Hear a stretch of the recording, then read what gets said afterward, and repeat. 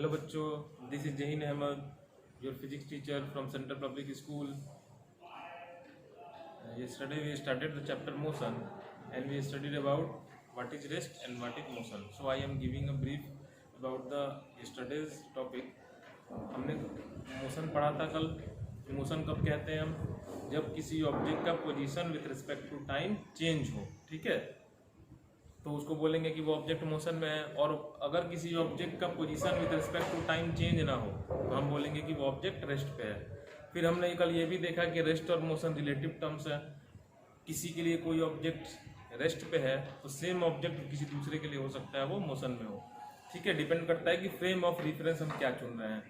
ये जो हमारा रेस्ट और मोशन है ये डिपेंड करता है फ्रेम ऑफ रेफरेंस पे. ठीक है, जो कि मैंने कल डिस्कस किया था ये सब सारी बातें. वो आज हम पढ़ेंगे कि डिस्टेंस क्या होता है. ठीक है, डिस्टेंस किसे कहते हैं, डिस्टेंस ट्रेवल क्या होता है किसी ऑब्जेक्ट के कारण.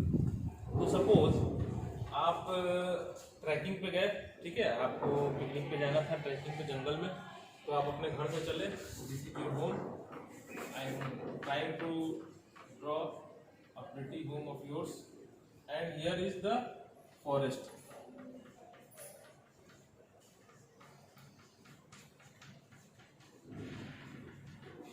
So you choose the path this way. ठीक है, ये रास्ता हमने चुना और इस तरीके से हम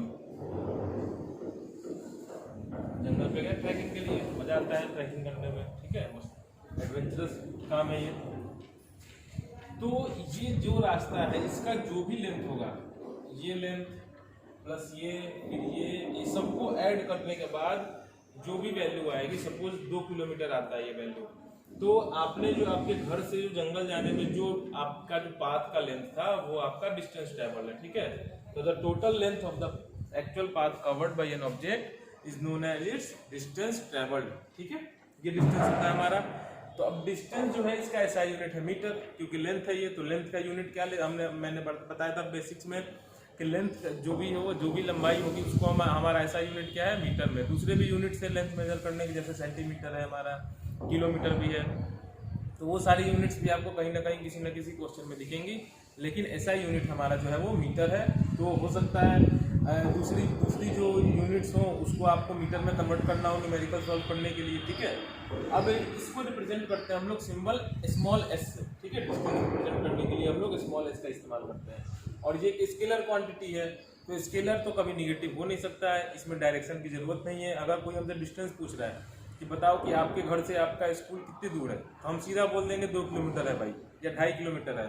हमको डायरेक्शन बताने की जरूरत नहीं है उस जगह पे. ठीक है, डिस्टेंस का ये है, ये फंडा है डिस्टेंस का. ठीक है, डिस्टेंस आपको क्लियर हो गया होगा. अब डिस्टेंस की स्केलर है तो ये या तो 0 पॉसिबल है, मतलब कोई ऑब्जेक्ट जहाँ था वहीं है, वहीं से हिला ही नहीं, या हो सकता है वो पॉजिटिव हो. निगेटिव पॉसिबल नहीं है, डिस्टेंस कभी भी निगेटिव नहीं हो सकता.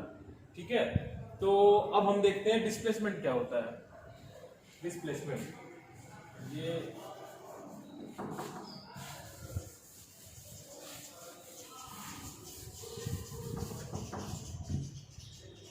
Displacement.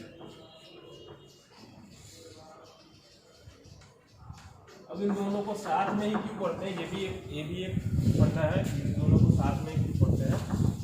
Displacement it is the shortest path between the initial and the final position. It is the shortest path between the initial and the final position of an object. किसी भी moving object पे अगर कोई है या किसी का displacement हमें पता करना हो तो हम इनिशियल पोजीशन और फाइनल पोजीशन की भी सबसे छोटी दूरी निकालेंगे. अब सपोज इसी क्वेश्चन को ले लो आप. आपका इनिशियल पोजीशन ये था पॉइंट ए और आप यहाँ पहुंचे जंगल आप पॉइंट सी पे. ठीक है, तो डिस्टेंस हमारा क्या होगा, इस पूरे पाथ की जो भी लंबाई होगी वो हमारा डिस्टेंस हो गया. लेकिन अगर आपसे डिस्प्लेसमेंट पूछा जाए तो डिस्प्लेसमेंट हम शॉर्टेस्ट पाथ ढूंढेंगे, सबसे नजदीक रास्ता. तो सीधे स्ट्रेट लाइन से जोड़ दो दोनों को। ये आपका इनिशियल पोजीशन था ए पे, फाइनल पोजीशन सी पे, इन दोनों को एक स्ट्रेट लाइन से हमने जोड़ दिया। हमेशा शॉर्टेस्ट पाथ एक सीधा रास्ता होता है इनिशियल पोजीशन और फाइनल पोजीशन के बीच में, ठीक है। तो ये हमारा जो होगा वो होगा हमारा डिस्प्लेसमेंट, ठीक है। डिस्प्लेसमेंट का मतलब सबसे छोटी दूरी जो इनिशियल और फाइनल पोजीशन के बीच हो। तो ये हमारा जो AC है ये मेरा, ये डिस्प्लेसमेंट है। और डिस्प्लेसमेंट एक वेक्टर क्वांटिटी होती है। जैसे डिस्टेंस हमारा स्केलर था, ये हमारा एक वेक्टर क्वांटिटी है, ठीक है। यानी इसमें मैग्नीट्यूड तो बताना ही होगा हमें एक्चुअल में ये बताना होगा कि हाँ ये 500 मीटर है, लेकिन इसके साथ इसका डायरेक्शन ये बताना होगा कि ये नॉर्थ की तरफ है या साउथ की तरफ है या नॉर्थ ईस्ट है नॉर्थ वेस्ट है। जैसे ये हमारा डायरेक्शन किधर की तरफ है, साउथ ईस्ट की तरफ दिख रहा है हमें, ठीक है। तो डिस्प्लेसमेंट अगर हमसे कोई पूछ रहा है तो हमें मैग्नीट्यूड के साथ साथ उसका डायरेक्शन भी बताना होगा ऑब्जेक्ट का कि हाँ ऑब्जेक्ट किधर की तरफ गया था। इसका भी सिंबल वही है S, इसको भी उसी सिंबल से रिप्रेजेंट करते हैं। और इसका SI यूनिट है मीटर। इसके लिए भी दूसरे यूनिट्स हम इस्तेमाल कर सकते हैं, जैसे सेंटीमीटर है, किलोमीटर है, डेसीमीटर है, ठीक है। तो ये हो गया। अब डिस्प्लेसमेंट और डिस्टेंस में फर्क कभी कभी पूछा जाता है कि क्या फर्क है। तो एक तो डिस्टेंस स्केलर क्वांटिटी है, डिस्प्लेसमेंट क्या हमारा वेक्टर है। फिर एक डिस्टेंस के लिए बस मैग्नीट्यूड की जरूरत होती है, और डिस्प्लेसमेंट में क्या है, मैग्नीट्यूड के साथ हमें डायरेक्शन भी बताना होता है क्योंकि वेक्टर है ये। डिस्प्लेसमेंट जो है वो या तो डिस्टेंस के बराबर हो सकता है जब सीधा रास्ता हो। सपोज आप अपने घर से सीधा यहाँ निकले और इस पॉइंट पे पहुंचे B पे, ठीक है। अब क्योंकि ये सीधा रास्ता जा रहा है तो इस केस में जो डिस्टेंस होगा वो डिस्प्लेसमेंट होगा, दोनों बराबर होगा, ठीक है। तो डिस्प्लेसमेंट है खूब मैक्सिमम डिस्टेंस के बराबर हो सकता है, लेकिन कभी भी डिस्प्लेसमेंट डिस्टेंस से ज्यादा पॉसिबल नहीं है। लेकिन डिस्टेंस क्या है, डिस्टेंस या तो डिस्प्लेसमेंट के बराबर होगा या तो उससे ज्यादा होगा, उससे कम कभी नहीं होगा। डिस्टेंस हमारा कभी भी निगेटिव पॉसिबल नहीं है, ठीक है, हमेशा पॉजिटिव ही होगा। डिस्प्लेसमेंट हमारा निगेटिव और पॉजिटिव दोनों पॉसिबल है। ये निगेटिव पॉजिटिव का कॉन्सेप्ट क्या है मैं अभी आपको बताता हूँ, ठीक है। अब ये क्लियर हो गया होगा आपको कि इन दोनों में फर्क क्या है। मैं इसको रब कर रहा हूँ। अब एक और एग्जांपल लेते हैं डिस्प्लेसमेंट और थोड़ा सा एडवेंचरस एग्जांपल देखते हैं। सपोज ये हमारा this is our earth, suppose this is our earth and this is the North Pole and this is the South Pole. अब किसी बच्चे के दिमाग में आया कि चलो नॉर्थ से साउथ के लिए ट्रैवल करते हैं। कोई बच्चा यहाँ से शुरू किया और क्लॉकवाइज अब ऐसे लिया ये यहाँ पे, ठीक है। ये हमारा पोजीशन A था बच्चे का, ये पोजीशन B था। तो डिस्टेंस जो हमारा होगा वो क्या होगा, half the circumference of the earth, ठीक है। ये हमारा डिस्टेंस ट्रैवल्ड है। लेकिन आपसे पूछा जाए डिस्प्लेसमेंट क्या है, तो डिस्प्लेसमेंट के लिए हम नॉर्थ और साउथ पोल के बीच सीधा एक लाइन खींचेंगे, ये हमारा डिस्प्लेसमेंट है, ठीक है। तो this is our distance and this is our displacement. ये काफी एडवेंचरस सा एग्जांपल हो गया। आई होप कोई ऐसा कर पाए अर्थ के बीच टनल बना के। अगर अर्थ के बीच टनल बनाते हैं हम तो हमें हो सकता है फ्यूल की जरूरत ना पड़े, सारा ट्रैवल का खर्च ग्रेविटी ही उठा ले अपने आप। लेकिन ये तो प्रैक्टिकली इम्पॉसिबल है क्योंकि लावा को तो हम क्रॉस कर ही नहीं सकते। खैर वो बात की बात है। तो ये हमारा हो गया। अब देखते हैं डिस्प्लेसमेंट में ये प्लस माइनस का क्या लोचा है, ठीक है। तो वेक्टर्स क्वांटिटी में प्लस माइनस का ये है, हमें जो पढ़ना है, हमें 9th क्लास में जो पढ़ना है वो वन डायमेंशनल मोशन पढ़ना है हमें, ठीक है। वन डायमेंशनल मोशन पढ़ना है, यानी जो हमारा एक्सिस होता है ये एक्सिस हमारे पास होती है, ये एक्स, ये एक्स डैश, ये वाई, और ये और बड़ा बना देते हैं, ये एक्स, ये एक्स डैश, ये वाई और ये वाई डैश। तो क्योंकि वन डायमेंशनल मोशन है तो या तो ऑब्जेक्ट वर्टिकल मोशन में होगा ऊपर नीचे की तरफ, या हॉरिजॉन्टल मोशन में होगा, ठीक है। तो वेक्टर्स के केस में क्या प्लस माइनस हमें साइन करते हैं। अगर हम किसी भी एक तरफ को प्लस चुन लेते हैं तो ये हमारा अगर प्लस साइड है तो उसके अपोजिट वाला माइनस है।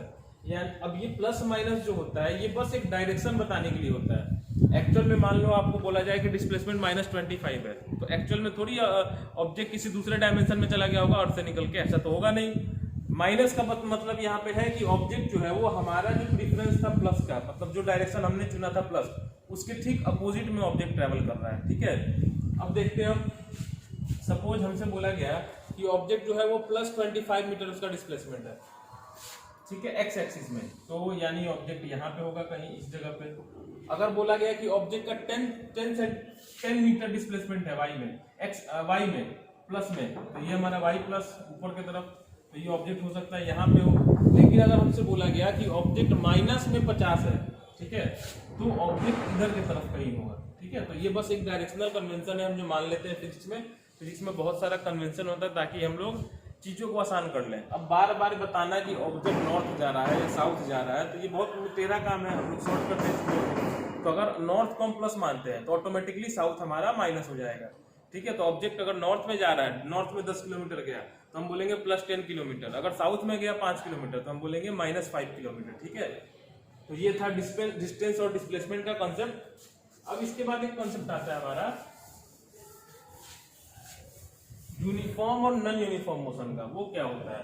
ठीक है, यूनिफॉर्म से मतलब आप समझ ही रहे हो, एक समान, एक जैसा। तो अगर किसी ऑब्जेक्ट का मोशन कुछ इस तरीके से है कि वो इक्वल डिस्टेंस इक्वल टाइम में ट्रेवल कर रहा है, तो हम बोलेंगे कि वो ऑब्जेक्ट यूनिफॉर्म मोशन में। If an object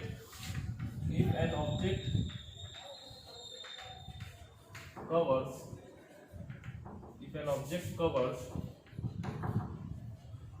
equal distances in equal intervals of time,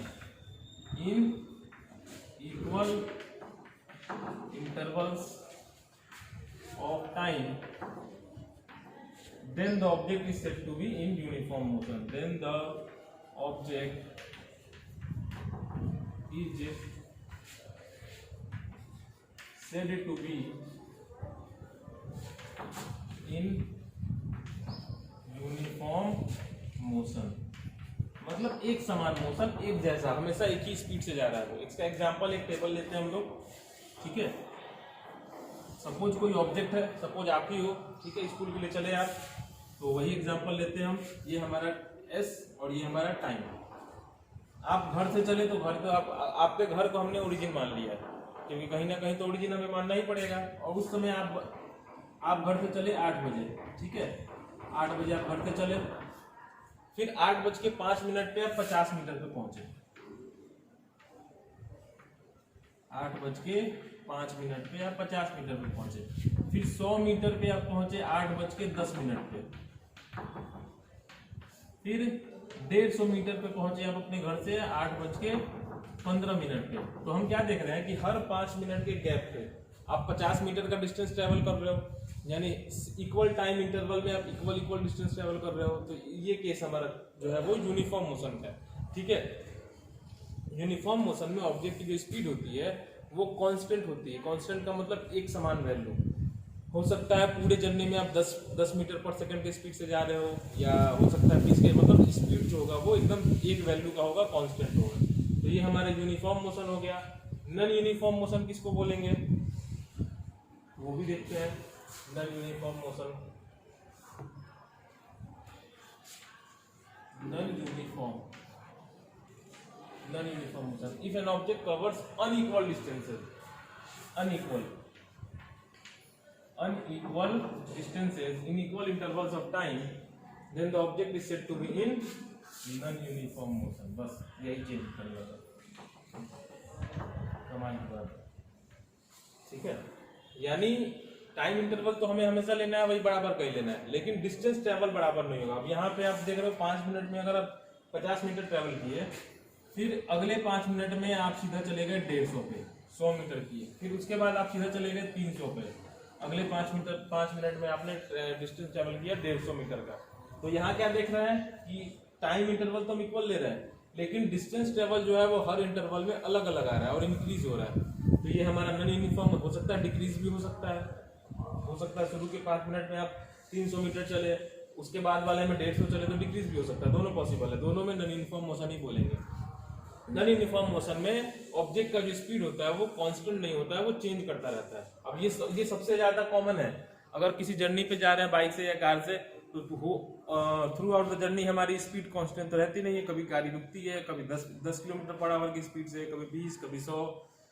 तो ये एग्जाम्पल है हमारा नॉन यूनिफॉर्म मोशन का। ठीक है, तो आज के लिए बस इतना ही। That's all for today. Thank you, have a nice day.